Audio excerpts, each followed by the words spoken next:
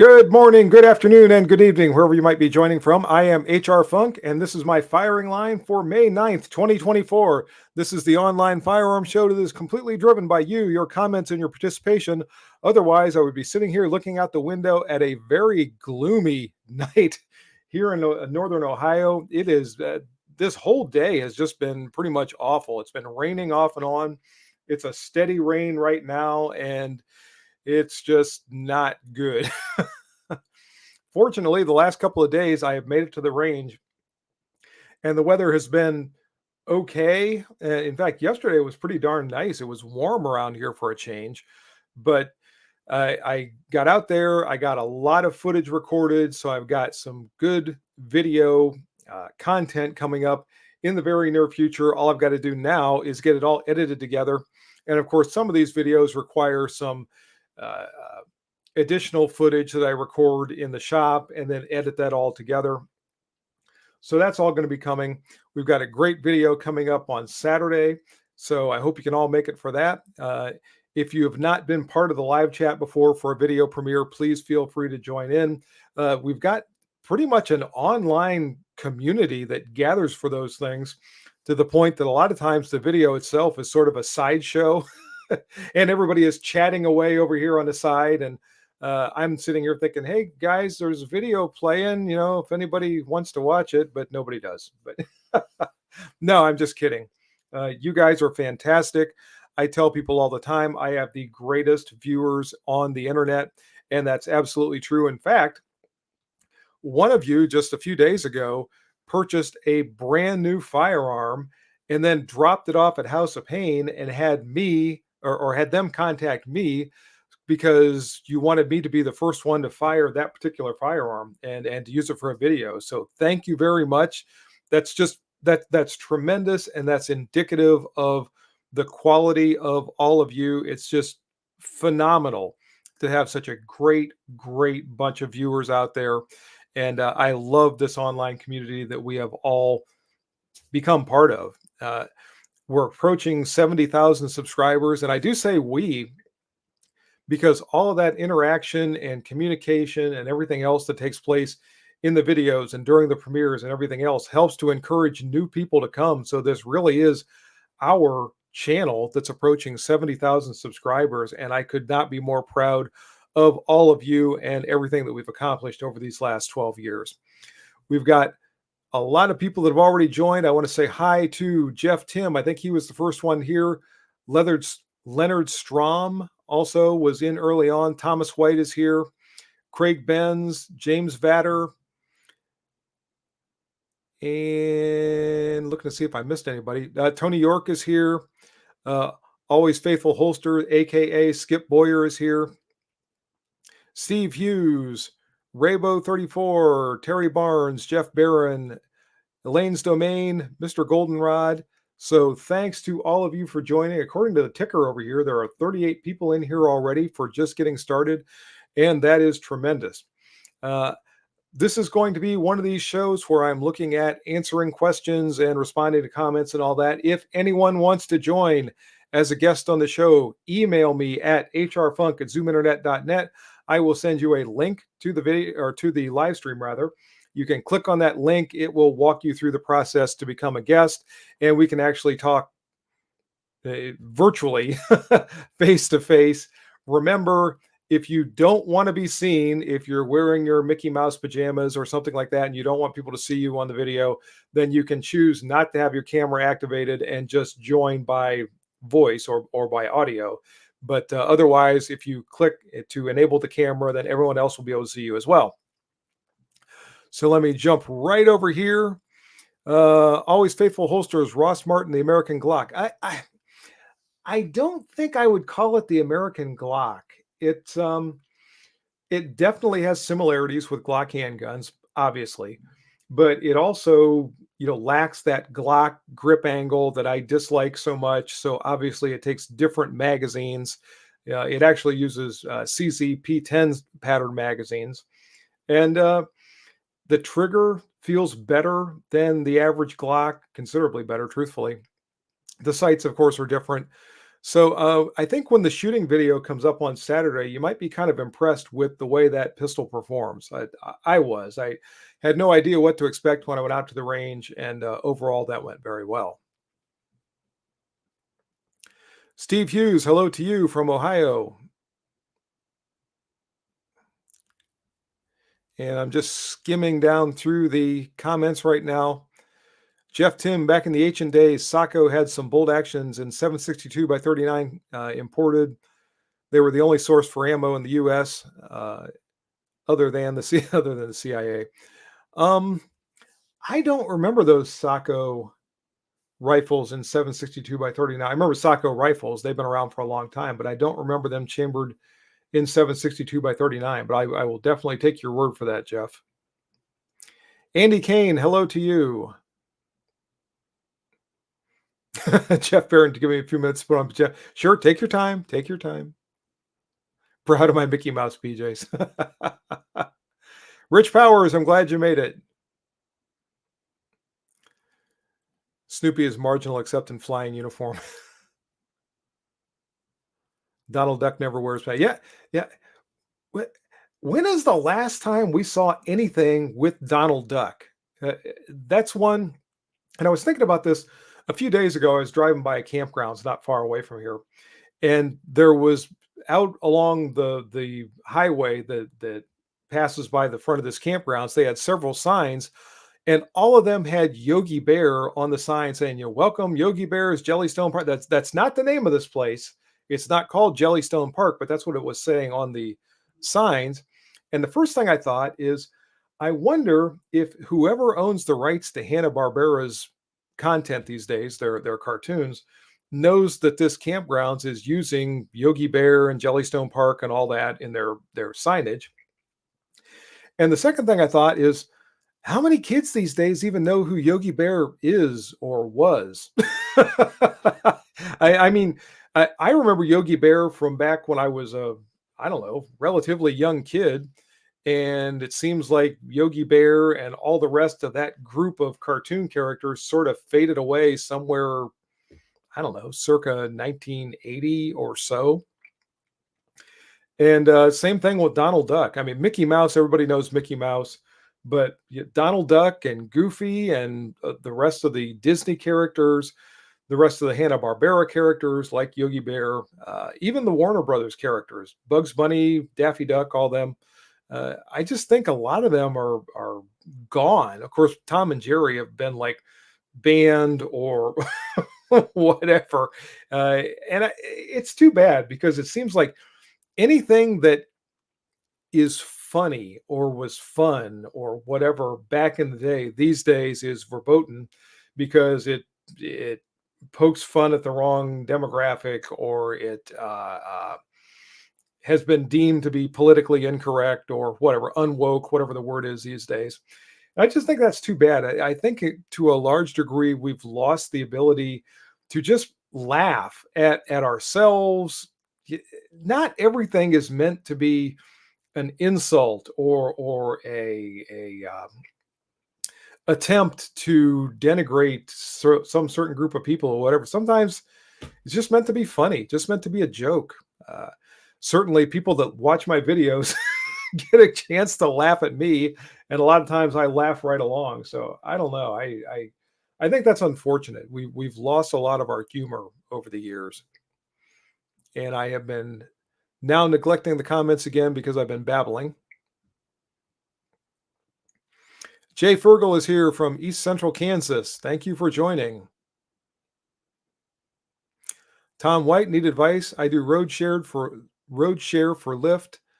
In a dangerous situation, what would you choose for close quarters in a car against three? In some bad areas of Boston.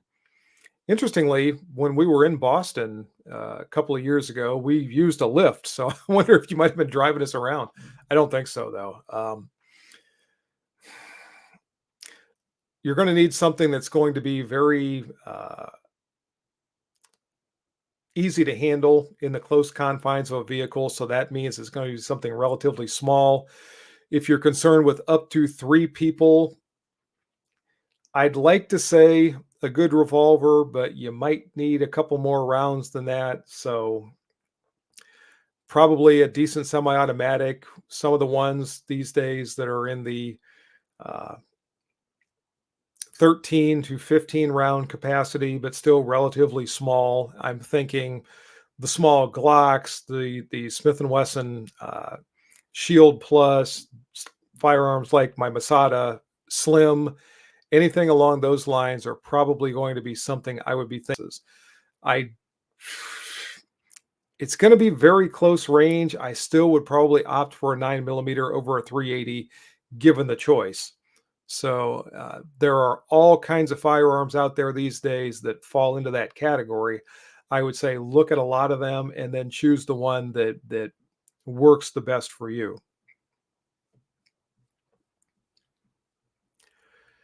Jeff Tim, going back to the Sacco rifles, I believe they were mostly rechambered in 556 or 222 because of the it was such a tiny action. That seems odd to me because they would have had to basically just thrown out those barrels that were in 762 by 39. But I suppose if there was something that sold as opposed to something that didn't sell, maybe that made some business sense. Jeff Barron is having trouble buttoning the drop seat. Good luck with that, Jeff. Donald Duck is non woke.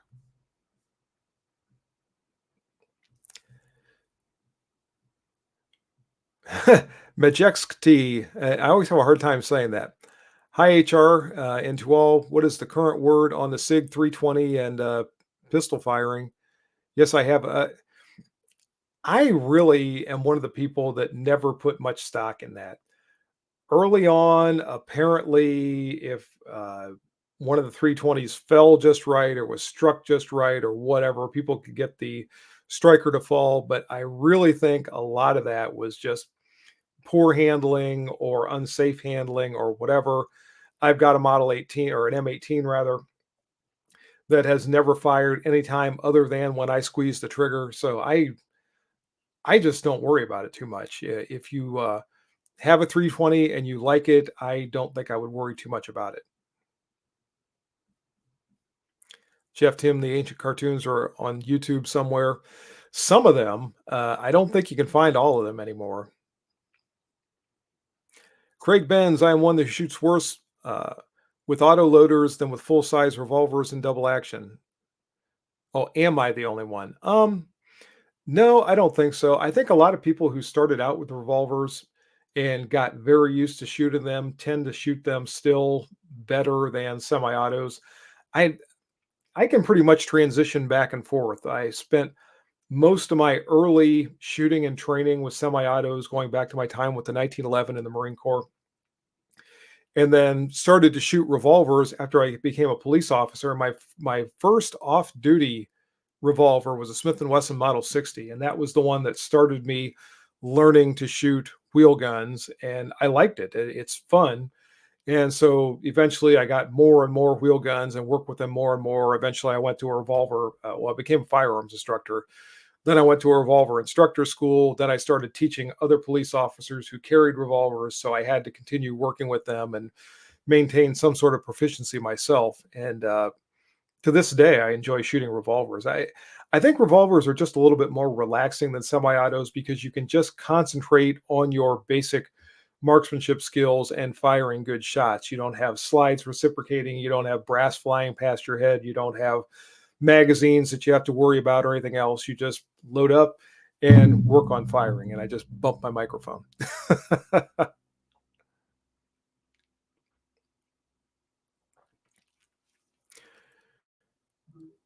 Rainbow 34, everything Bugs Bunny was meant to be an insult. It was, but it was a funny insult. When you think about the things he used to say to Daffy Duck or Yosemite Sam or whatever, it was just funny.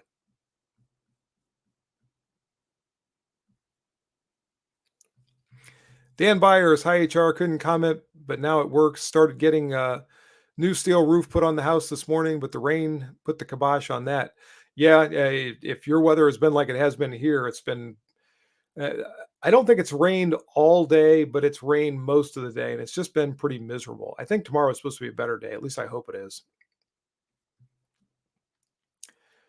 Disastrous Effect, hello to you. Thanks for joining from Missouri. Jay Fergal is a fellow Tom and Jerry fan. Most of the best ones are available here on YouTube. Good. That's good to know. I know a few years ago they went through and tried to sanitize them and take out some of the content that people thought was insulting or whatever. So I can remember watching Tom and Jerry when I was a kid, probably I don't know, 10 years old, 11 years old, something like that. There was a Tom and Jerry show that would come on at like apparently Chewy sees something outside. At like seems like right after the 6 o'clock news in the evening or the 6 o'clock then the national news. And I can remember sitting there and watching that and just laughing because it was so funny.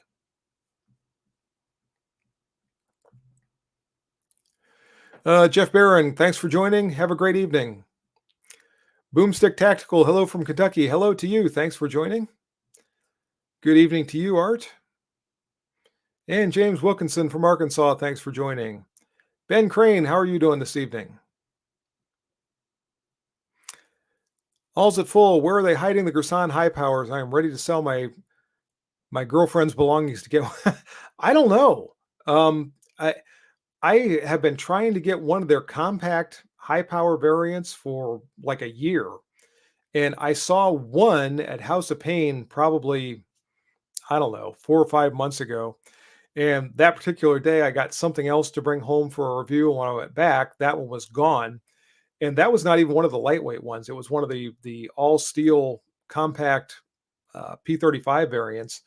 And since that time, I haven't seen one. Haven't seen them at any of the other firearms retailers around here. So I don't know where they are. Glenn McGinnis, hello to you. Thanks for joining from Texas. Werewolf 6, what was the gun which, wait a second, what?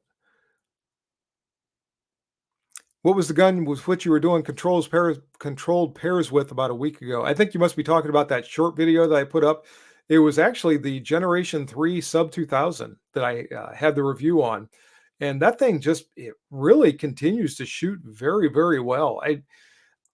There seems to be a lot of hate for the Sub 2000 and Keltec in general, but this is now the second one that I have, the second Sub 2000, I mean, and they just shoot and they shoot well. The triggers aren't very good. They're nothing to write home about. The ergonomics are okay, but when I bring the thing up on target and squeeze the trigger, it puts a bullet where I want it to go. So I do not understand why people don't like them so much. And the ones I have been reliable. I've not had any functioning problems with them either.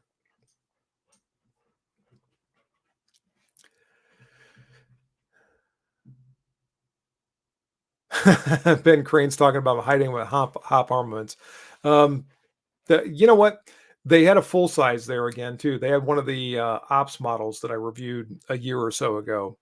But as far as those compacts, those things I haven't seen. HR, go watch Charles Bronson movie, Mr. Majesty, even though I spelled it wrong. Okay, so Mr. Majestic. I remember that movie. In fact, I don't know if you know this or not, but back during the 1970s, there was a Timex watch commercial, and they were using scenes from that movie, and they said, coming soon, Mr. Majestic, and with Charles Bronson, and they would show like a truck driving through the desert. There would be a watch that was tied to the bumper of the truck or something. It was blasting through sand dunes and bouncing through the desert. Of course, we'll get to the end, say, take a licking and keep on ticking. But I do remember that movie.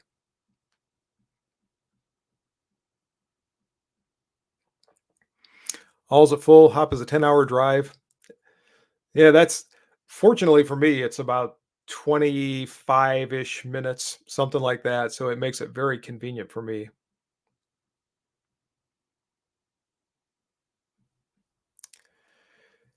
Nick the Van Man 90 just transitioned to a 9mm 1911. Got a pair of Springfield Garrison stainless 1911, soft shooting and accurate. The quality of the Garrison seems to be very good for the price point. Good.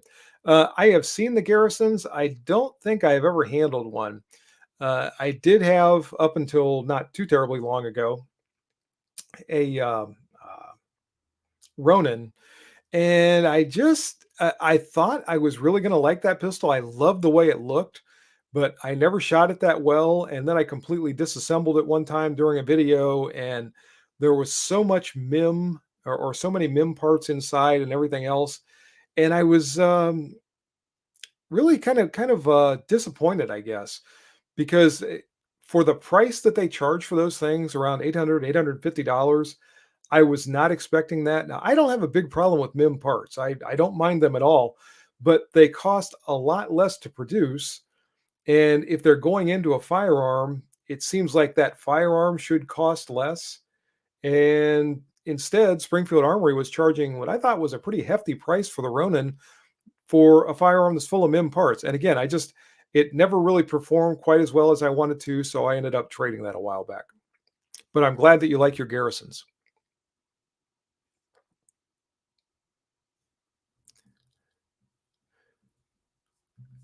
And let me spin this up a little bit. And it looks like somebody just became a member, but I can't see who it is. It must be too far down the list. So let me zip down here. Werewolf 6 became a member. Thank you very much for joining the channel. I appreciate that greatly. My channel members help out tremendously. And this is one of those times I was talking about that in my last, or this in my last live stream, that this is one of those times where YouTube is demonetizing basically everything I put out of my last 10 videos. I think they've demonetized 7 of them. And the ones that they didn't demonetize were videos where I was not actually doing any shooting. They were like my cooking videos. And there was one of them where I was reviewing the accessory for my Real Avid Vice that has the magnifying glass and the light and all that. They did not demonetize that one. And there was one other one. I forget what it was, but it was another one where I was not doing any kind of shooting or anything. And they did not demonetize that. But out of the last 10 videos, they have definitely demonetized 7 of them. So when I get into these times, my channel members and the contribution you guys make is just absolutely incredibly helpful. So thank you very much.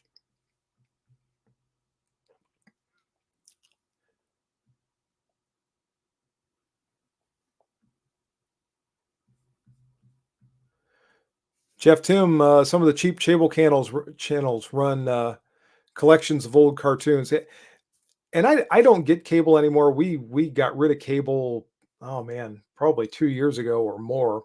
And we have an Apple TV hooked up to our TV, so it all runs from the wireless here at the house. And we have various channels we can look at, but none of them are old classic channels or old classic cartoons or anything like that. Impossible to sanitize Tom and Jerry. Tony York, a lot of those old cartoons were really adult themed. They really were. And a lot of those jokes I didn't get when I was a kid. It wasn't until I was older that I would hear some of that. And I was like, that's pretty funny. I get it now.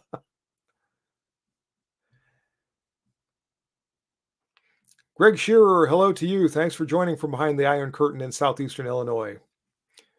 Boomstick Tactical, have you seen the new Canik TTI combat pistols? Yeah, I have. And there's a good chance you're going to be seeing one coming up in one of my videos very soon. So keep an eye out for that.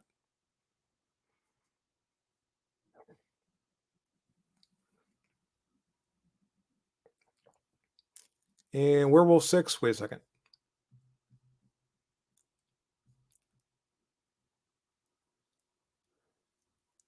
Okay, talking about the sub 2000. I was having a hard time deciphering what you wrote there, but yeah, that Generation 3 sub 2000, like I said, I've been really impressed by the thing. James Vatter, liked them all, but Foghorn Leghorn was one of my favorites. Yeah, he was fun. Sounds like we're all a bunch of proud Looney Tunes. Yeah, probably. Thomas White remembers that commercial I was talking about. Yeah, that was kind of cool back during the 70s. Even the commercials were cool back then. You know, notice that nowadays, even the commercials are lousy. Uh, Ben Crane, if you think the Sub 2000 trigger is bad, wait till you try the CZ Scorpions. I have never handled one of those. I've seen them, but never handled one, never shot one. So I'll take your word for it on the trigger.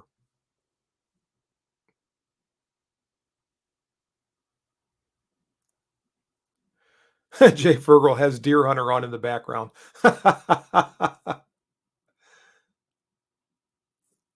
Yosemite Sam is the ultimate handgun carrier. Jay Fergal, any thoughts on the Ruger PC carbine versus the Sub 2000? Um, I like the Sub 2000. There's nothing wrong with the Ruger PC carbine. The only thing I didn't like about it when I reviewed the one that I had was it was kind of heavy, and I remember that. The accuracy was good, the functioning was good, so there's not a thing wrong with them. Of the two, I prefer the Sub 2000. I like the fact that I can fold it up. I don't have to worry about putting two parts together and getting them to lock in. Uh, and again, I like the weight being a little bit lighter with the Sub 2000, but there's not a thing wrong with the Ruger PC.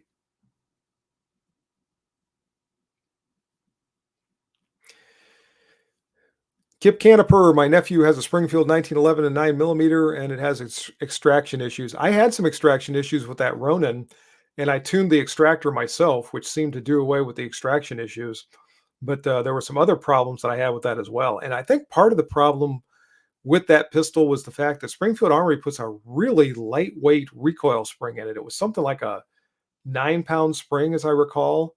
I put a heavier spring in, and that helped a little bit because I was getting some failures to completely go into battery, and that seemed to cure that. But yeah, there were just, I don't know. I just had a rough time with that pistol.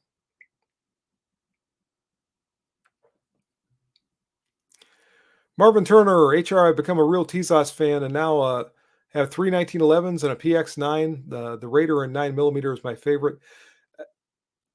I I can't say enough good things about Tizosh, and I have to be careful because when you get enthusiastic about a product or a brand or whatever, people start talking about you being a shill and being this and being that. But the things that I say about Tizosh are my honest opinion, and I've just had great luck with them.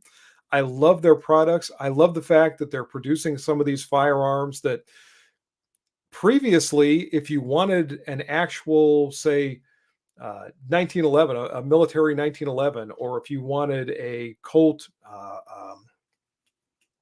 not Raider, but the one, the M45A1, or if you wanted whatever, some of these other historical firearms they're making, you paid an arm and a leg for them, and now they're making these clones of them that give you the experience of shooting and handling one of those firearms without that huge price tag. And I just think it's fantastic. And they've got more of them coming out. There's another one that is going to be um, uh, branded as a military armament corporation, but it's still all SDS imports that I'm really looking forward to. I've got that Mac 1014 shotgun that's going to be coming up in another video shortly, probably next week, toward the end of next week, you'll see that one. That thing has been a phenomenal performer. That's a ringer for the military's M4 shotgun, the Marine Corps M4 shotgun. So it's another one of those things. You know, some people get all wrapped up about the fact that these are made in Turkey and whatever, but I don't know. I don't think firearms are political in and of themselves, and I think TZOS/SDS is putting out some great firearms, and I've had fantastic luck with them.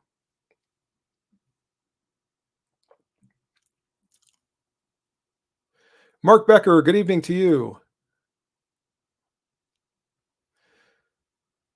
Always faithful holsters. I bought a Kimber Custom 1911 and had the worst trigger of any 1911 I've ever owned. Really?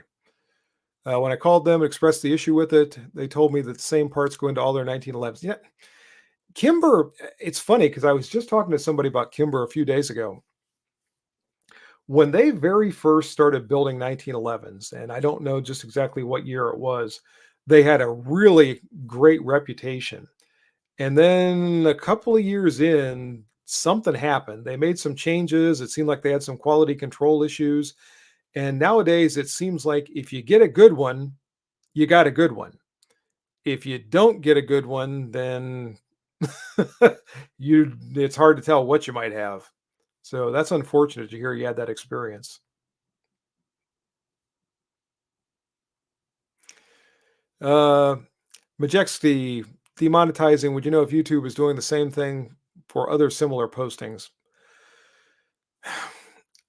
I can only basically make a surmise based on what I'm seeing from a lot of different content creators in little snippets and videos where they make comments. And it looks like, particularly with firearms related comments or channels, and I think too, there are other channels that are, or other types of content that are deemed as undesirable. And I think they're running into a lot of these things too with demonetization and comments being turned off and videos not being promoted and what have you. So I think this is something that really is spreading all across YouTube. The first of this year, they had a new CEO take over at YouTube. And it seems like since that change occurred, there has been a doubling down on YouTube as far as trying to suppress certain types of comment or content. And I don't know if it's also tied in with the election and things that are going on. I don't know. What I can tell you is it is extremely frustrating to deal with.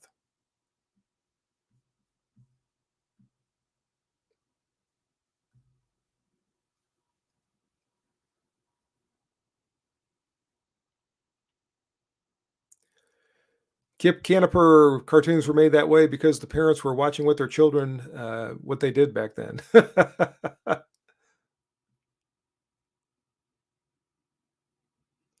Craig Benz, my Model 66 no dash needs some TLC, cylinder stop, and end shake. Who's good to send it to?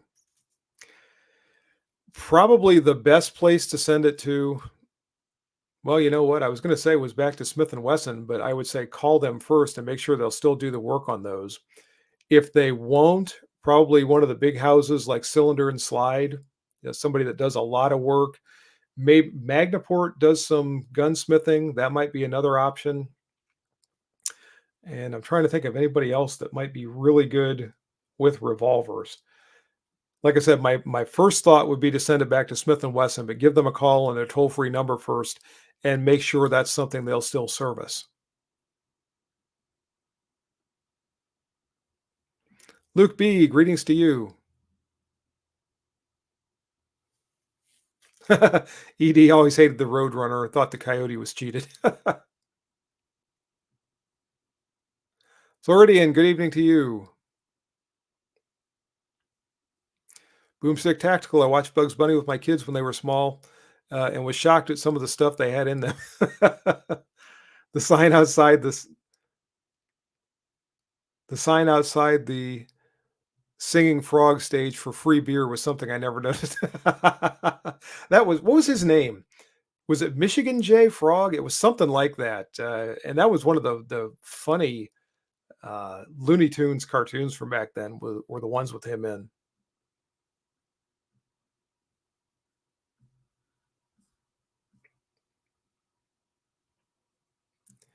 And I'm scrolling down through the comments again. Don't forget Scooby Doo. I was a Scooby Doo huge fan when I was probably 7 or 8. I loved those Scooby Doo cartoons.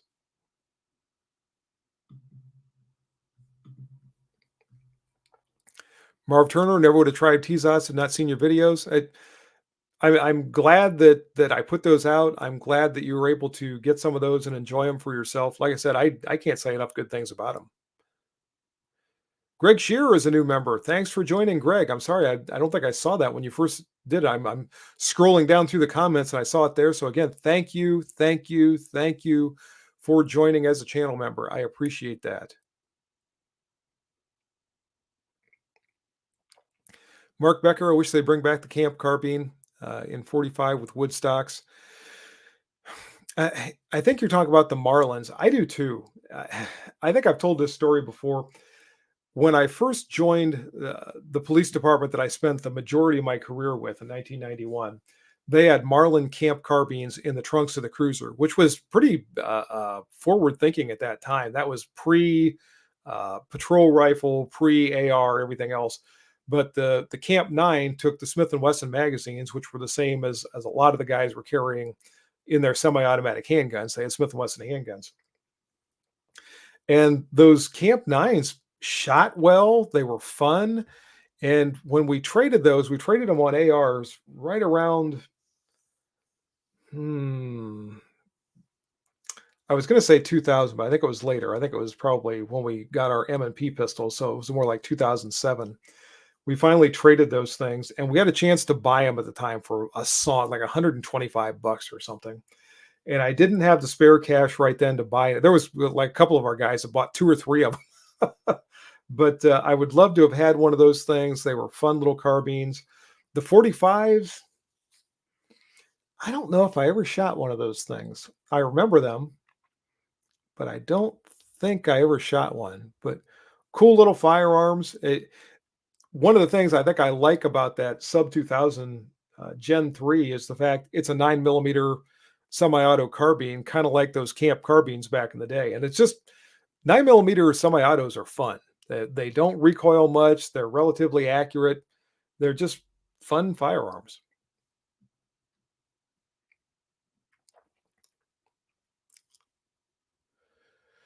Jeff Tim, HR Funk, do you think Kimber is responsible for the idea of the 1911 is unreliable? They probably are part of that, but I don't think they're all alone. I think there have been a lot of people over the years that have jumped into the 1911 market and started cranking out handguns that had questionable reliability. It seems like they're a lot better nowadays than they were a few years ago, uh, which is good. Whether we're getting Tizosh or Rock Island Armory or whatever, we don't seem to see the functioning issues that we did a decade or two ago with the 1911s that are something other than the big name 1911s. Some of the Winchesters are made in Turkey. Yeah, I think I knew that.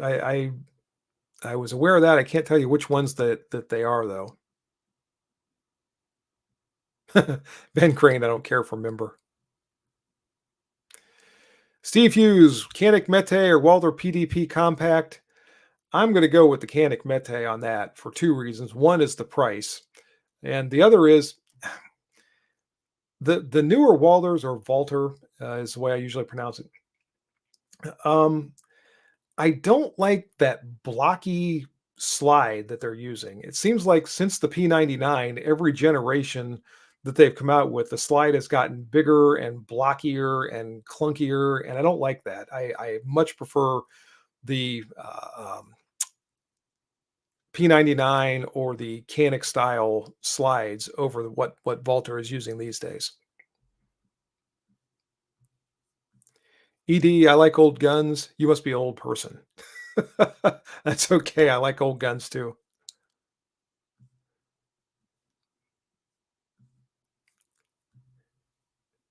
And Vegas AB is here. Thanks for joining. Just got notified. Well, sorry about that. We've been at this now for almost 40 minutes, and it looks like notifications are still just now going out. Raybo 34 was going to do a gun tube, but opted for a knife tube.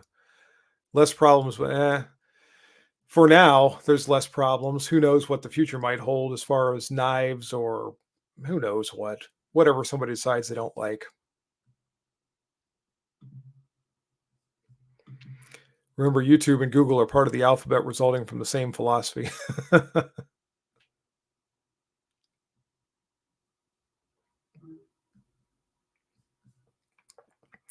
And again, I'm scrolling down through the comments, kind of looking for something that's directed at me. Lathan Von Storm, new subscriber here. Best 1911 to buy in your opinion.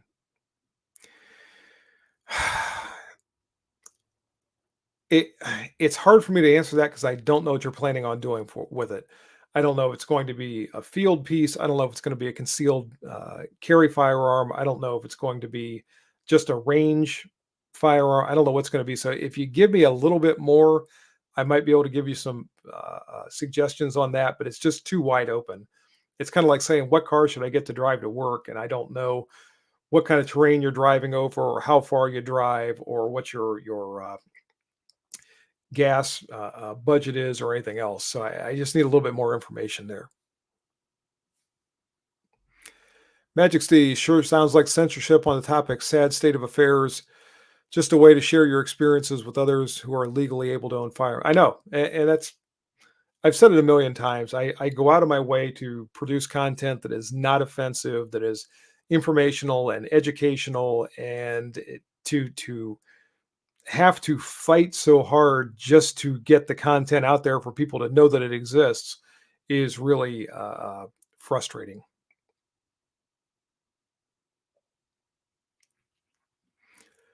Mr. Goldenrod, so much for Smith& Wesson's original lifetime owner warranty. That actually didn't come into effect until around 1990. I don't remember exactly what year it was, but it was kind of a big to-do that Smith& Wesson was going to offer a lifetime service contract, and it started at that point, but anything from prior to then, going back into the 80s and back to whatever, 1854 or whenever they started, was not subject to that. So anything with a no dash or what have you is going to be prior to the lifetime warranty slash service contract.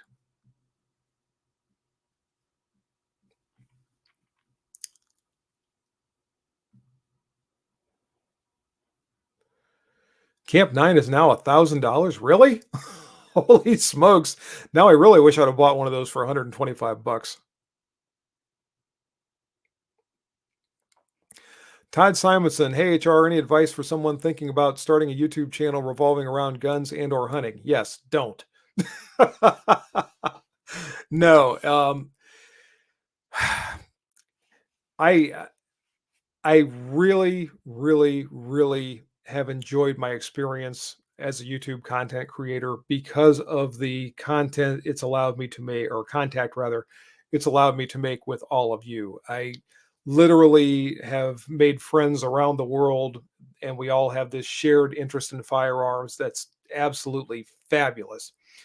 But if you are just starting out a channel, it is a lot of work, more work than you would expect. When I first started the channel, I was doing it just sort of as a hobby, just every so often. I was going out to the range all the time anyway, and I thought, well, I'll take a camera along and set it up and record some of what I'm doing and do a little bit of a narrative and ha ha ha and whatever.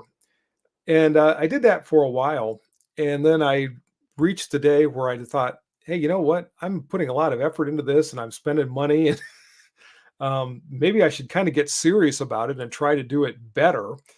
And from that day forward, I tried to make the channel more and more professional. And I really started working on my presentation and the subject matter and all of that type of thing.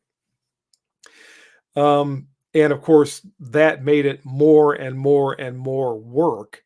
These days, when I look at just this past week, I was on the range yesterday, the day before, what's today? Thursday. So Wednesday, Tuesday, and I think last Saturday or Friday. Now I don't remember. Anyway, just doing the recording of range footage, and then I have pretty much an equal amount of that that I do in the shop, where I'm doing either shop reviews on products or I'm doing sort of supplemental content that I edit in with the range videos and all of that. So it ends up being hours and hours and hours of work. I would say in an average week, I'm probably spending, I'll bet it's close to 40 hours. I'll bet it's close to what would be considered a full-time job. Now, it's not, 8 hours a day nonstop like you do at a job. It might be 3 hours here and 2 hours here, and then get up the next morning in a couple hours and kind of scattered around. But I'll bet it's close to 40 hours a week that I'm spending on YouTube or working on YouTube. And it's not always in front of the camera or working on editing. Sometimes it's going to House of Pain, or it's online contacting or communicating with people at the various manufacturers or entities that I work with to be able to get things to bring in for content. It's research, a lot of times going back through and researching things, looking at either histories of firearms that I'm not familiar with, or looking at different products, where they're made, how they're made, things like that. So if you're doing it as just a hobby, if you're going to do it the way I started out, just once in a while, put up a camera and record a video and then put it out there for your friends and family to watch, then it's a lot easier because you don't have that sense of pressure. Uh, I these days have a lot of I get products coming in, or I have things that are I know are going to require a video to be made within a certain period of time, and there's a sense of commitment and professional pride associated with that to be able to get that made, make a quality video, get it out on time, and then have something that all of you are going to be able to get some benefit from. So it really it's really a lot of work. And I think coming into it, if you're starting out a channel, you're going to have to make that decision sooner or later. Either it's just a fun thing that you never really expect to develop into too much, or it's going to end up being a lot of work. And the other thing is nowadays, YouTube is a lot bigger even than it was when I started.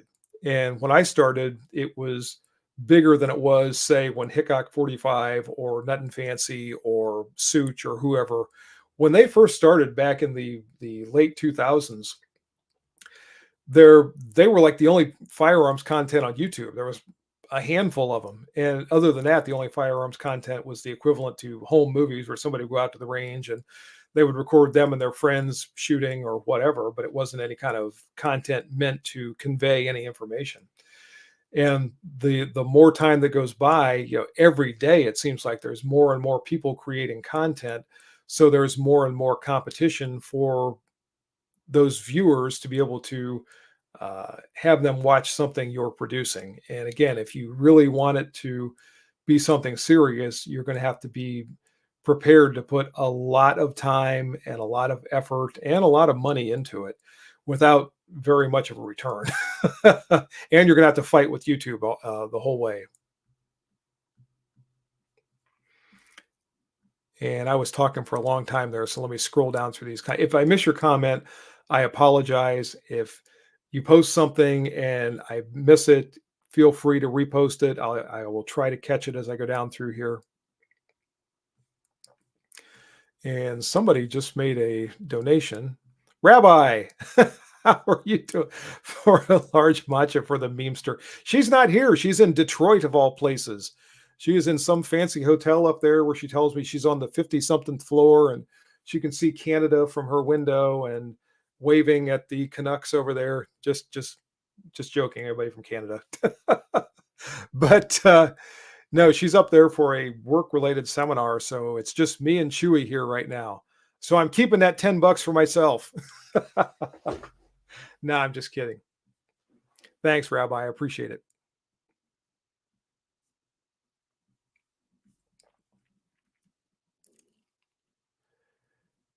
And again, I'm just scrolling through here looking for comments directed at me.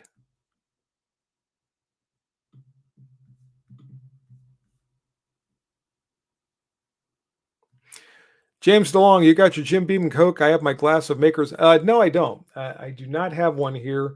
I am beverageless.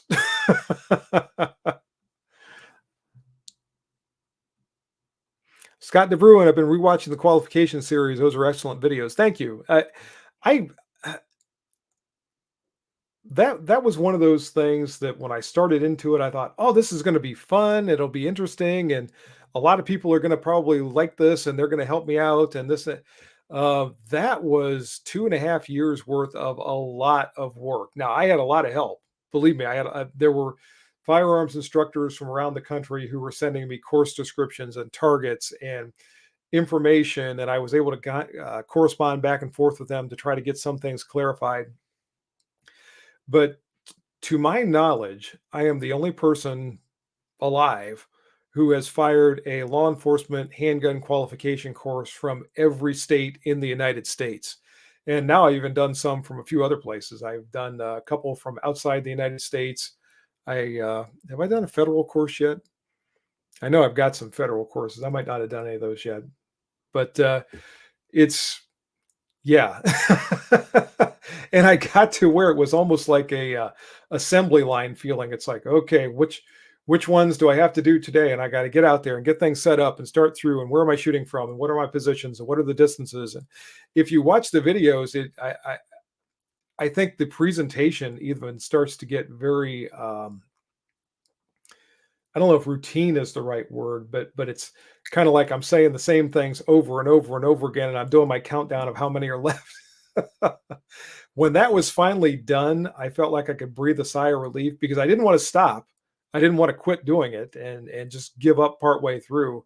But I was glad when I finally got number 50 done and did the wrap up videos and select the best, what I thought was the best firearms qualification course in the country.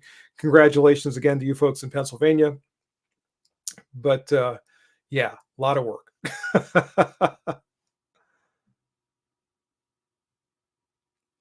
Steve Hughes, very much appreciate your content. Very educational for me. Thank you. You're welcome. Thank you for watching. I appreciate it.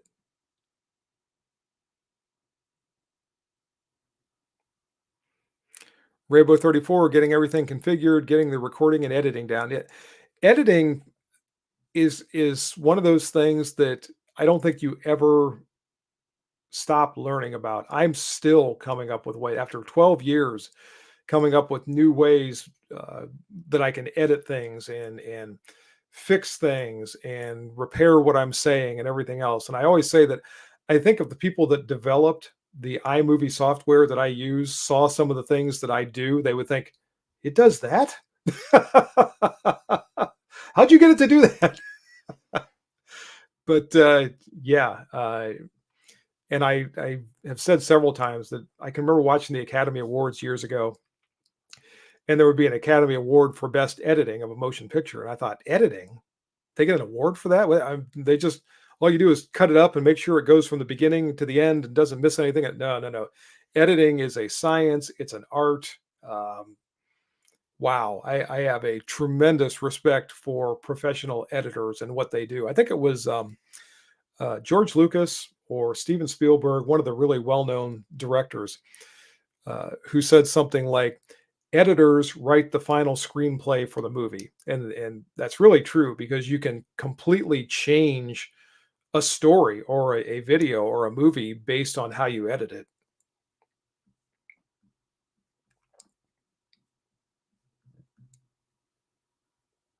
Scott DeBruin, those qual videos are great to watch, aren't they? Slowly working my way through all 50 states now myself. Thank you. Thanks for watching, Marvin. Todd Simonson, do you think anyone can make money from a YouTube channel on guns just starting out now? I don't think anybody can make money on YouTube gun videos who have been doing it for, I don't know, 12 years. um, if I figure in my time at any sort of a reasonable hourly rate, I would lose money, or I do lose money on every single video that I produce. And just whatever the minimum wage is today, throw that out there, or anything of $15 an hour, whatever. Uh, my average video, I probably have at least 6 hours invested in between recording and editing, and there's a lot of videos that I have a lot more time. Videos like the rifle uh, uh, Model 700 and Springfield Armory M1A video that I had go live last Saturday. I probably had 8 hours on the range recording that. Then I had another probably 4 hours in the shop recording supplementary information. Then I had, I'll bet, 8 hours editing that all together. So 16 to 20 hours in that one video. So not counting gas to drive to the range, not counting ammunition, not counting anything, not counting food for Chewy while I was there. um, like I said, figure in whatever kind of a reasonable hourly rate you want to for about 20 hours. And then the other expenses on top of that. Um, since I don't count my time, I just look at money that I'm paying for things like gas or whatever, then I can sort of delude myself into believing that it's not costing me money. But uh, the people who make money on YouTube, first off, the people who really make money on YouTube are not creating firearms content. They're creating other things where they get millions and millions of views on their videos. The people who make money on firearms content are the very, very large channels who get a lot of views for it. And I'm talking hundreds of thousands routinely, not 4 or 5 thousand, not 20,000, not like 250,000 or 500,000 or whatever. Maybe not on every single video, but they get that routinely. And not only are they getting whatever ad revenue they get from YouTube, but they're also getting whatever they get from businesses that are contacting them and asking them to promote whatever product they have. Uh, to date, now I want to think for a second, make sure I'm not going to tell you something that's not true here. I have never been paid for any content that I have produced and put on YouTube. Now, I've gotten products. People will send me like those the bags that I had the review on last week, the backpack and the rifle case. They sent me those. I get to keep those. So that's my payment, if you will. Um, but I still put out videos where I'm giving you my absolute truthful opinion of those items. Same thing with firearms, same thing with ammunition or whatever. Olight is another one. Olight typically will send me a product. I don't pay them for that. I get to keep that product, but I'm still giving you an honest opinion of those products. I'm not giving you some sort of a inflated or embellished or what have you review of that. But there are some channels out there who very much are paid for whatever information they're putting out there. And I'm not going to speak for them. I'm not going to say they do or don't color their reviews or their content regarding those products based on the fact they're being paid or not. That's not my business. That's their business. But uh, those are the people that are making money on YouTube, the very, very large channels. And now I got to scroll back down through here again. KD Cowboy, I think my wife and I made $10 on a cooking channel. All right. That's $10. Thomas White, you should make a video on how you make a video, including the YouTube politicals. I have got, I think, two of them out there. I made one video that I think I called Behind the Shot that was about making YouTube videos. And that's been a couple of years ago. And pretty much nobody ever watched it. I think it's got, I don't even know if it has 1,000 views.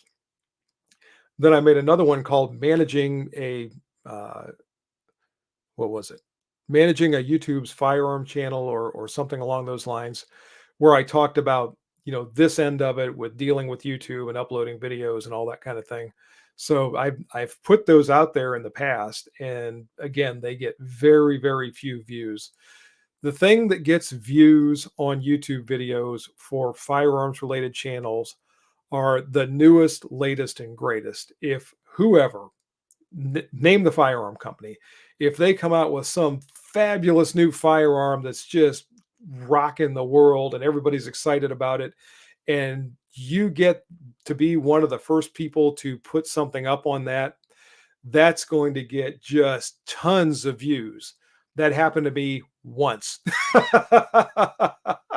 When the Smith & Wesson M&P 2.0 was brand new. And this was weird. It was when I was still chief of police, and I opened my email one day, and I'm going through there, and I get this email advertisement from Smith & Wesson, brand new M&P 2.0 just released, yada, yada, yada. And I thought, wow, that's kind of cool. I wish I could get one of those. Well, like 2 days later, I went to a gun show in Medina, Ohio, for any of you that are familiar with it. And there was a dealer there that had an M&P 2.0 brand new. I couldn't believe it. And it was a pretty good price. So I bought the thing, and within probably 45 minutes of buying it, I had it in front of a camera and I was talking about it and showing the differences between the 2.0 and the 1.0 and stuff like that. Then I went out to the range and shot it, and that video took off. And I would have to look. I think it's been a long time since I checked. I think it's around 500,000 views. I'm not sure. That's one of my absolute most viewed videos to date. And it was just absolute timing, luck of the draw. Now, there are some people out there who the companies send them their brand new latest and greatest, and they send it out ahead of time. If you ever notice, there are some times that there's a product that's launched and like 6 or 8 YouTube content creators all have a video go live at like the exact same minute talking about that. Well, they didn't get the product and create the video in that minute. They got it weeks or however long before they produced their video. It was all set and ready to go. So when the company launches their announcement, their video goes live. That way, when people open their email and they see that email announcing whatever has just now been released, and they go, "Oh man, I want to find out about that," and they go to YouTube, then all of a sudden there's whatever, half a dozen videos up there, and they can start watching those. And that's another thing that really drives the views for a lot of large channels, because the manufacturers know if they do that, then everybody that sees that advertisement is going to go watch that video and they're going to get information about this new product. The content creators know that if they're able to get that new latest and greatest product, that they're going to get a ton of views that are going to help their channel. So it's kind of a symbiotic relationship, I guess, between certain channels and the manufacturers. I'm not one of them. But in any case, that's the way that all works.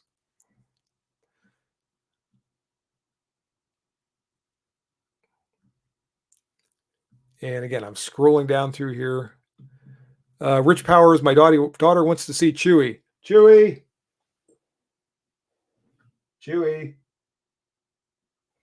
He's obedient as ever. If you see the training private Chewy videos, you know how this goes. Chewy, come here. Somebody wants to see you. Hold on. I got to convince him to come in. He's being camera shy. Chewy, where are you?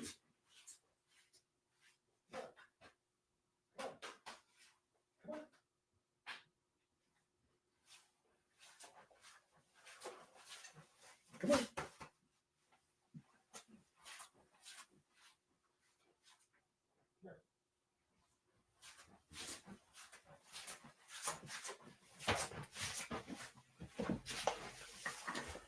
I think he might have been sleeping out there. Come here.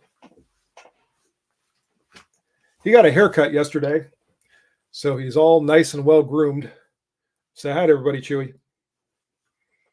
Not me, them. Look, your adoring fans are out there. How much is that doggy in the computer? Look, say something to the microphone. All right. Go down and go back to sleep. So there you go, Rich. I hope you got to see him.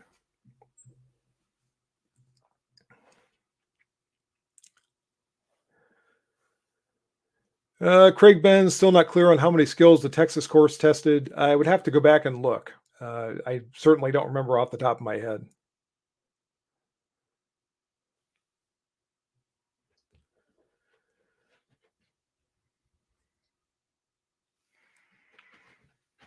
Rabbi, I like the series. I think you're talking about the qualification series. Ben Crane series was great right up until they started trashing HK pistols. I'm sorry. Ben loaned me an H&K pistol for one of the qualifications. Wow, I must be way behind in the comments here. I'm going to have to scroll down through here fast. Todd Simonson, if you were going to the range and you weren't filming a video or working on a project, what would be your choice of guns to take just for fun on the range or fun at the range with? Probably a 22 of some sort or another. I'd take my Ruger Precision Rimfire, or I would take my Smith& Wesson 22A, or maybe my Model 18 or something like that. 22s are just fun and they're cheap, and you don't have to worry about recoil or anything else. And for just plain fun, it's hard to beat a 22. Maybe a 1022. That'd be fun.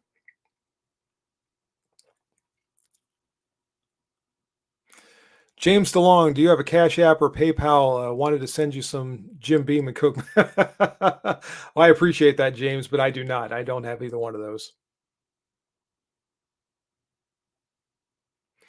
Steve Hughes, since I'm certain you have no bloopers, you're yeah, you know why that's funny? I was trying to record an intro to a video to just the top the where I start the video and go, "Hi folks, HR Funk here." And it was about a 2-minute intro that I was trying to do, and it literally took me 30 takes to get the thing right. I kept stumbling over my words, and I kept I'd forget to say something and I would catch it and have to start over. 30 takes to get like 2 minutes. That's why whenever I see the guy on the what is it, Geico app, the one where it's got the actor and he keeps stumbling over his words and saying the wrong thing. I feel bad for the guy because I know what that's like. Uh, and when I get to the range, the worst part about that is there's no redos there. So if I screw something up, you all are going to see it. And it's funny too because I was talking to somebody about the tack shot the other day, and they were talking about how they do the tack shot or whatever. And the funny thing about the tack shot is I know a lot of shooters can shoot a thumbtack from 7 yards like I do. That's not the hard part. The thing that makes that challenging is being able to do it when you want to do it in front of a camera, when you know the world is watching. And if you blow it, they're all going to see it. That kind of adds a whole new dimension to your shooting.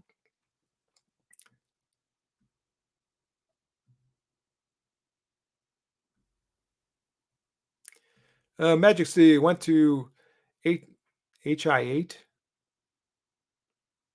I'm not sure what that is. To digital on my son's football games, use CyberLink Power Director for editing burning disk. Okay, that must be an editing software. Once parents found out I was making 12 to 15 copies of DVDs or Blu-ray. Huh. Yeah, well, no good deed goes unpunished.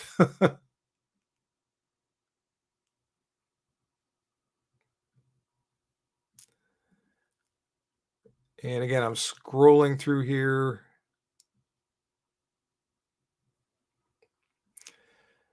Leonard Strom, old videos are just funny. Shot myself funny if it wouldn't have been so dangerous. Yeah, don't shoot yourself. Be like Hickok, horrible videoing, no editing. Hickok's a nice guy. I've actually met him in person once or twice.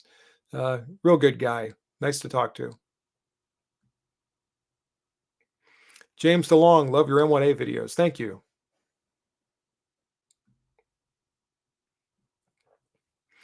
Craig Benz, reference videos. Have you found a link that's most useful? No.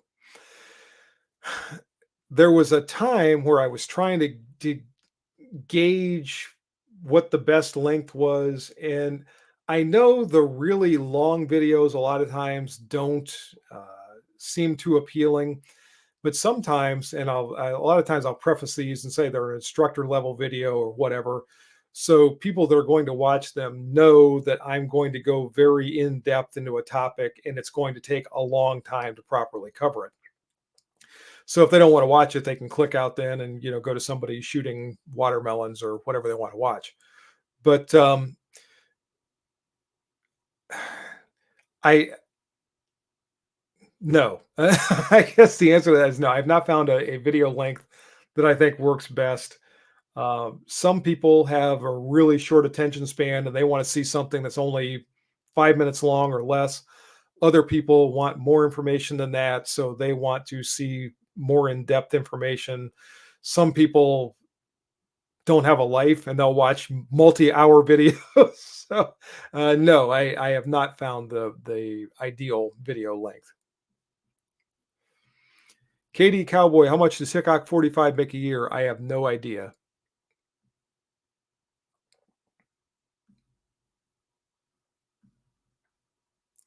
Again, scrolling through the comments. Katie Cowboy, that 3 pigeon bag is nice. I'm going to use it tomorrow. Good. I've been using the heck out of mine, and I've got all that stuff in there that I use for my videos and shooting and everything. And it really makes a handy carry package. About the only thing that I don't have in there are my tripods. I don't have my sandbags in there. Trying to think if there's anything else that lives in my Jeep that I don't pack in the bag. But ammunition, I can get firearms in there, or at least handguns in those little pouches. I've got all my hearing protection and all kinds of other stuff that I use, microphones and one thing and another. So I really like the thing.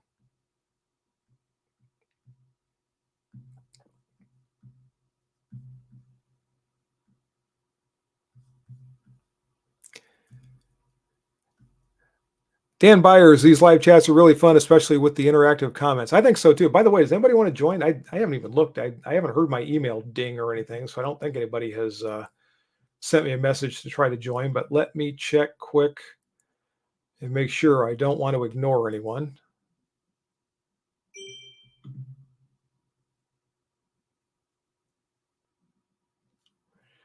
And looks like Craig Benz might have sent something. Hold on here.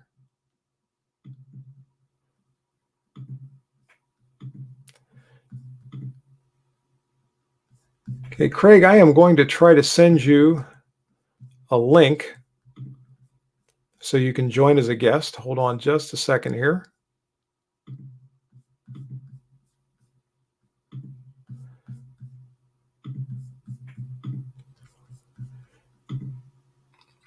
And hopefully this will work.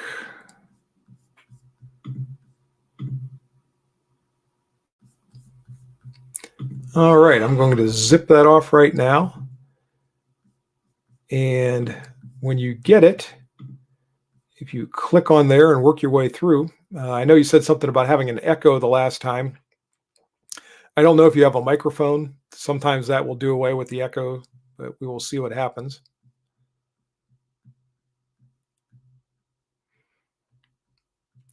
Todd B, how did you lose the weight and keep it off? I actually produced a video on that. I just decided one day that I wanted to lose some weight. I seriously reduced my caloric intake, and to this day, I eat one meal a day. I eat it in the evening. I don't eat any snacks. I don't eat anything else. Now, my meal in the evening, I eat pretty decent sized meal, but that's the only thing I eat. On the weekends, I'll have breakfast on Saturday. Usually Sunday is my day that I have popcorn, especially in the winter and fall, because I'm watching football and I can have a bowl of popcorn with that. But otherwise, I just eat that one meal a day, and that's worked well for me. And it looks like Craig is about to join us. So let's bring him on. Hello, Craig. Hi there. How are you? Good. Just Uh-oh, you just froze. loved your channel. Always having fun with it. The police course, those were very fascinating. Thank you. I appreciate that. As I was saying a little while ago, they were a lot of work, but it was something too. It was kind of a labor of love because I was learning so much as I was doing that as a long time law enforcement firearms instructor, having the chance to look at how other states and other jurisdictions went about their firearms training and their firearms qualification, and sort of the wide disparity throughout the country between some courses that were very comprehensive and I think very good courses with extremely tight time limits and challenging courses and all of that, to some other states that were I mean, you can almost close your eyes and shoot back behind your head and everything else and still pass the qualification course. It was just amazing how much difference there was. And there were some states where you could tell a lot of thought went into those courses, trying to correlate the stages of fire to actual incidents and situations that officers could find themselves in, and other states that just basically mailed it in and had what amounted to a bullseye shooting course that was not very challenging at all. So it's just, I really learned a lot. I hope people got a lot out of those. I always hoped that some of the places where the courses left a lot to be desired, if people saw that series, maybe they would reevaluate their own qualification course and maybe come up with something a little bit more effective for their officers. I don't know if that ever happened, but that was always something that I was hoping for in the back of my mind. Right. Yeah, I've been trying to develop my own, say, 50 round course that you would run through on a weekly basis that would help not police officers, just concealed carriers. And it's been helpful in trying to work through something like that. Good. And I know I've talked to some people that have either been conducting training for security personnel or other groups like that, and they've used some of that, church security teams and one thing and another. So I think that's great. Anything that anybody can glean from that and use to their own benefit, I think is tremendous. Well, thank you all. I'm going to head out now. Okay. Well, thanks for joining, Craig. I appreciate it.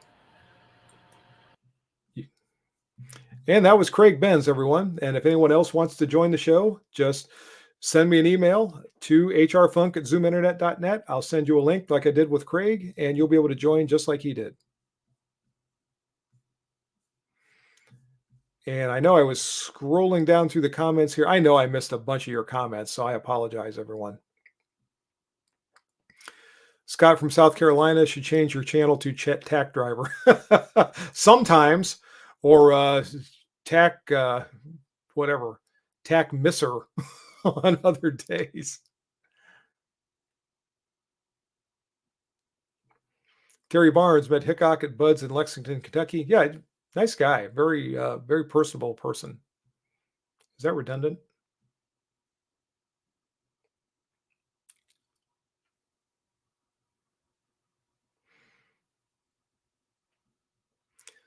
Ben Crane, Steyr is the cute one. You can say what you want with a straight face, having seen a Steyr GB and the AUG. Oh, come on. Be nice, Ben.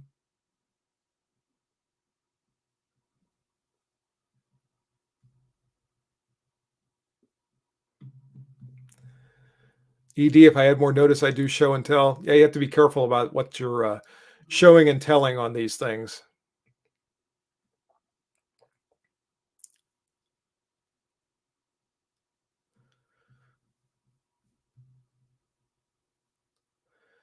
Steve Hughes, where would the voices of Looney Tunes been without Mel Blanc? Probably nowhere near as popular as they were.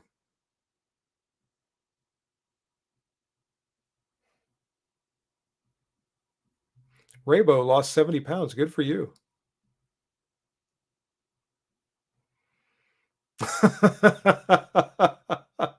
Where was that? Something just 20 years ago, I lost 180 pounds because I divorced her.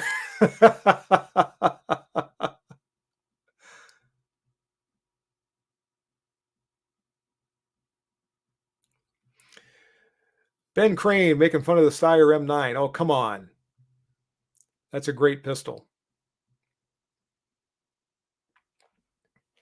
Marv Turner lost 30 pounds since December. Well, good for you. Good work.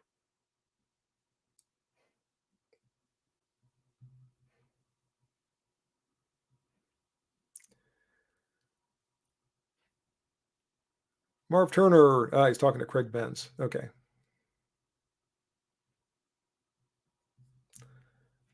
All right. Somehow or other, I actually made it to the bottom of the comment feed. And we are at an hour and 19 minutes. I'm going to run things for another 10 minutes. I'll make it an even hour and a half. So if you have any last minute questions, comments, or anything you want to throw out there in the course of the next 10 minutes, feel free to do so. Upcoming videos, I mentioned a little while ago, we've got the Saturday video coming. That's going to be the shooting portion of the Ross Martin pistol that I had the shop review on yesterday.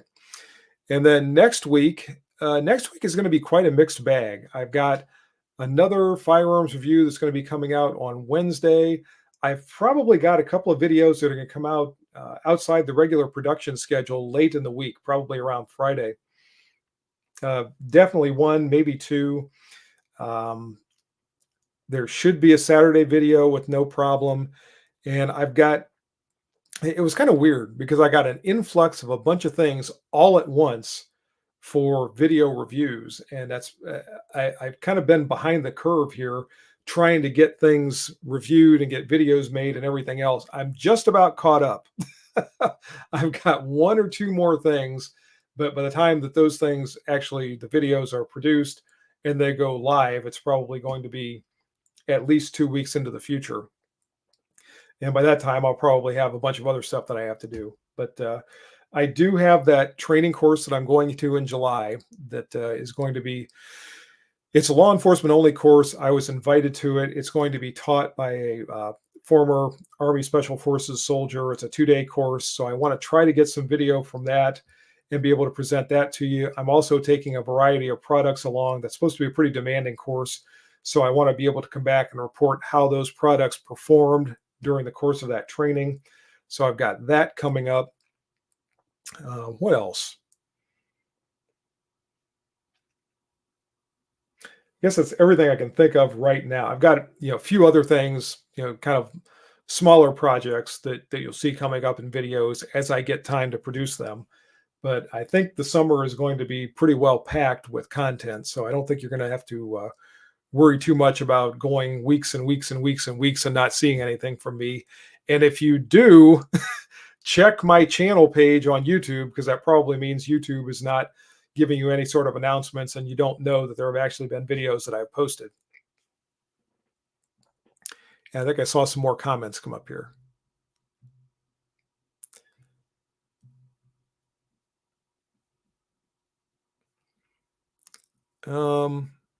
Scott from South Carolina, what's your longest shot? 1,200 yards with my old work rifle when I was at the long range shooting course at Bang Steel down in Virginia.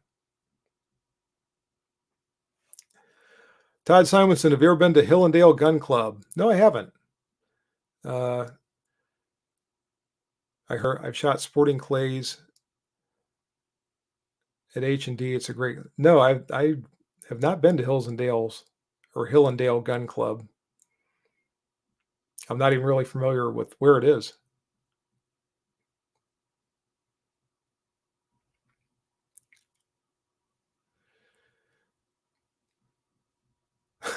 Ben Crane doesn't know if it's safe to go on for another 10 minutes. Marv Turner, it isn't easy, but the doctor told me to drop it. Yeah. And that was one of my motivating factors. I told this story in the video that I made. I had a friend. I say a friend. I hadn't seen him in years. He was the guy who was the quarterback of my high school football team. And this was the guy in school. And probably everybody had somebody they knew like this. Everybody liked this guy. Good looking guy. All the girls liked him. He was the quarterback of the football team. He played basketball and did very well on the basketball team. Very athletic, always in very good condition. And just unexpectedly at age 50, he just dropped over dead of a heart attack. I think somebody said he was preparing for a triathlon or something like that. And he was out training and just fell over dead. And at the time, I knew he was in a lot better physical condition than I was. And I thought, I don't really want to fall over dead. So maybe I should try to get myself into a little bit better shape. So that was part of the motivation between, cutting down the calories I was taking in and everything else and trying to get myself back into a little bit better shape.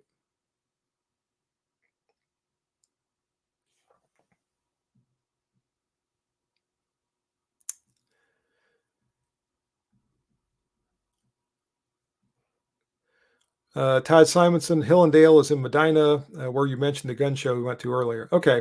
Yeah, I've gone to the Medina Gun Show ever since I was a kid, but I'm not familiar with Hill and Dale Gun Club.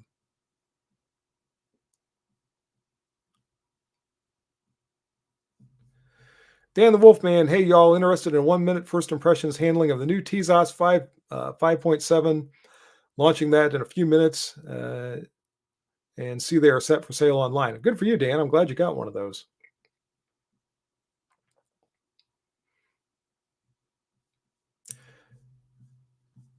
And again, if I missed a comment or a question or whatever, I apologize. When these things start running hot and heavy, it's just really hard to try to catch everything.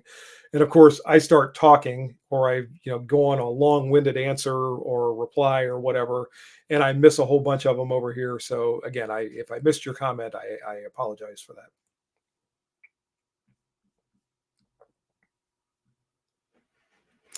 Dan the Wolfman just handled it in a store. Okay. All right, cool.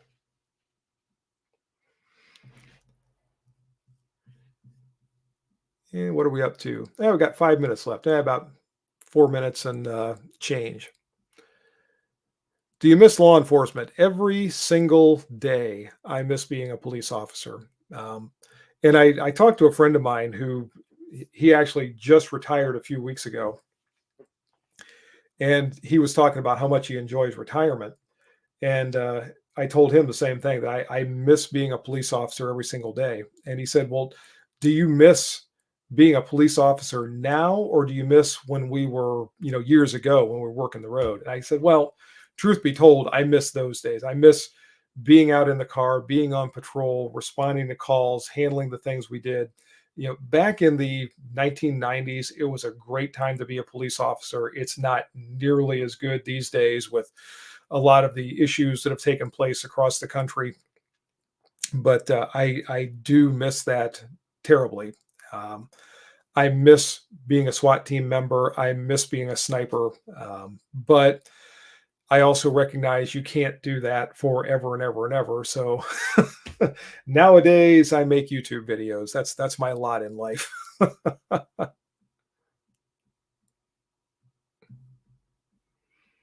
Oh, Ben's got to leave. His wife called him. Have a great day, Ben, or a great evening, I guess.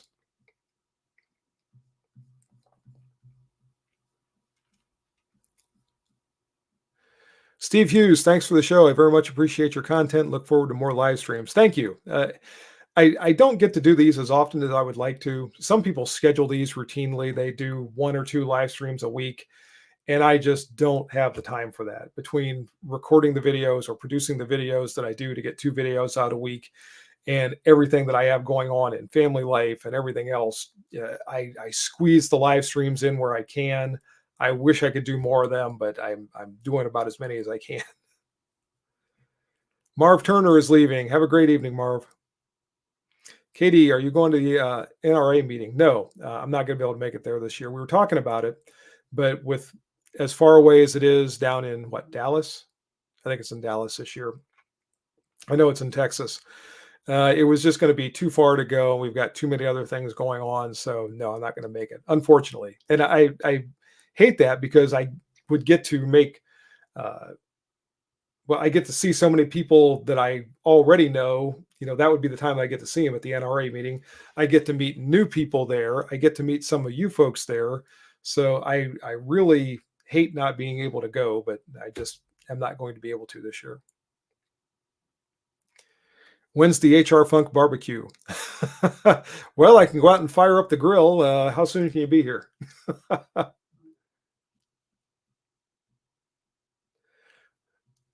Skip Boyer, long-winded answer saying and so. Come on.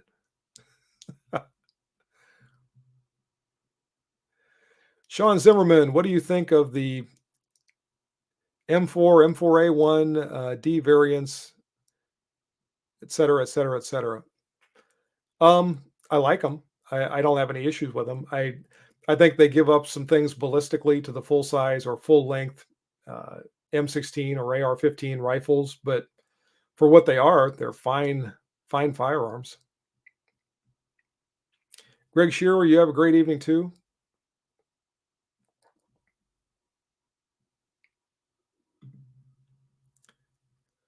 Sure, Hop will sponsor the cookout. Well, they had the Veterans Day event last year, which was really cool. Some of you folks made it there, so I was glad to see you.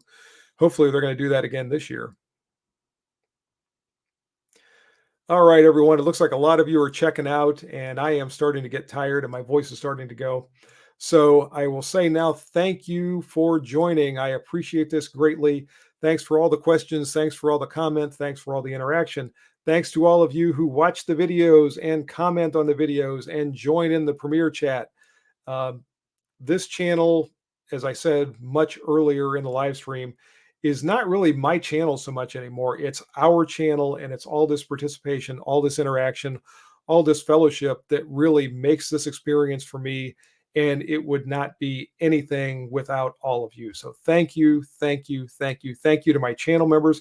Thank you to my brand new channel members that just joined this evening. Like I said, when YouTube demonetizes everything, you guys are the ones that I really lean on for continuing to have some revenue stream coming in to help continue to offset the cost of a lot of this video production. So thank you. I have the greatest viewers on the internet, and all of you are part of that viewership. Thanks a lot. Have a great evening. Enjoy the rest of tonight and tomorrow as we make our way into the weekend. I will see you again soon. And until then, good shooting and bye-bye for now.